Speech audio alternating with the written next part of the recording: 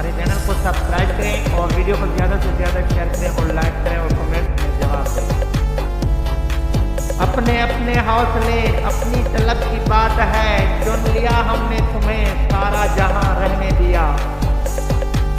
अगर तुम वजह न पूछो तो एक बात कहूँ, बिना तुम्हारे अब कहीं दिल नहीं लगता।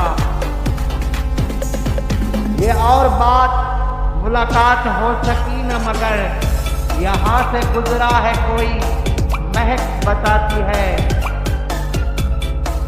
नज़र और नसीब के मिलने का इत्तेफाक कुछ ऐसा है कि नज़र को हमेशा पसंद वही आता है जो नसीब में नहीं होता।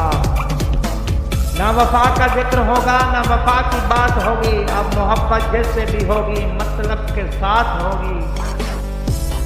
इसी दिन बिठा के पूछेंगे तेरी आंखों से, किसने सिखाया है इन्हें हर दिल में उतर जाना। जीना भी सिखा दे हमें, मरना भी सिखा दे, इस इश्क से अच्छा कोई उस्ताद नहीं। वो जो धड़कन की ज़बान सुनता था आज सुनता ही नहीं इसकी मेरी। हम भी बहुत खुश हुआ करते थे तो इससे मोहब्बत करने से पहले।